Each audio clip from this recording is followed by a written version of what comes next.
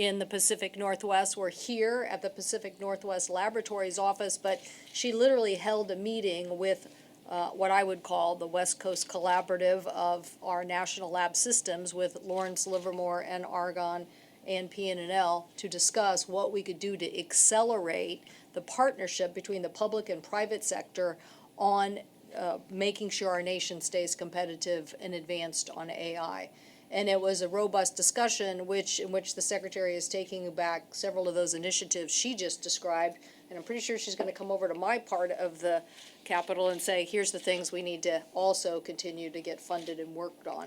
What are we talking about here? We're just talking about the massive amount of AI energy needs, and why that's so important is because AI is driving so much more. If you think about driverless cars, or you think about the applications in aviation, or you think about it across many different applications, one thing we know is we need a lot more AI to help drive down those energy needs and basically keep Moore's Law going, if you will.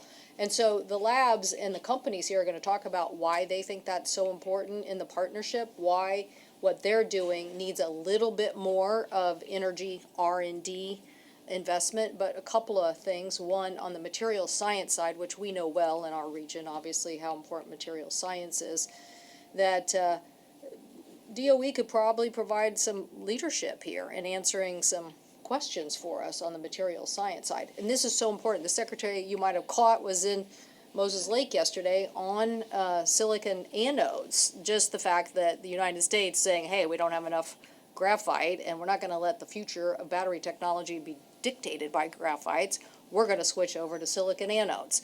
So here we're saying, okay, what are the material science questions that would accelerate us on computing and also on energy efficiency? What is it, and I'm pretty sure that Jason could talk about this, you know, from a cloud computing and a quantum computing and a scaling perspective. What we need to do is kind of like, what do we need to do to crack the code on the energy efficiency side of AI?